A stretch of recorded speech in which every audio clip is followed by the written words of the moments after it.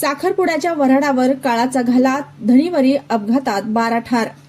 मुंबई अहमदाबाद राष्ट्रीय महामार्गावर डहाणू तालुक्यातील धाणीवरी येथे सोमवार दिनांक 18 मे रोजी सायंकाळी सुमारे 4 वाजण्याच्या सुमारास साखरपुड्यासाठी निघालेल्या वऱ्हाडाच्या आयशर टेम्पोचा भीषण अपघात झाला.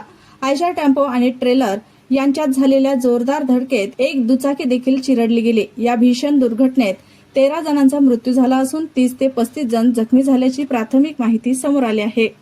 मिळालेल्या माहितीनुसार डहाणू तालुक्यातील बापूगाव लाखतपाडा येथील जयराम दांडेकर यांच्या कुटुंबातील साखरपुड्याचे वऱ्हाड आयशर टेम्पो MH 48 DC 7474 मधून धाणीवरी खडकीपाडा येथे जात होते. टेम्पोमध्ये 50 पेक्षा अधिक नागरिक असल्याचे सांगितले जात आहे. नवरीच्या घराजवळ पोहोचण्यापूर्वीच धाणीवरी गावाच्या हद्दीत गेटीपाडा परिसरात हा भीषण अपघात झाला. प्राथमिक माहितीनुसार आयशर टेम्पो मुंबई वाहिनीवरून गुजरातच्या दिशेने रॉंग साईडने जात असताना समोरून येणारा ट्रेलर NL 01 AC 9118 वरील चालकाचे नियंत्रण सुटले. त्यानंतर ट्रेलरवरील कंटेनरने आयशर टेम्पोच्या डाव्या बाजूस जोरदार धडक दिली.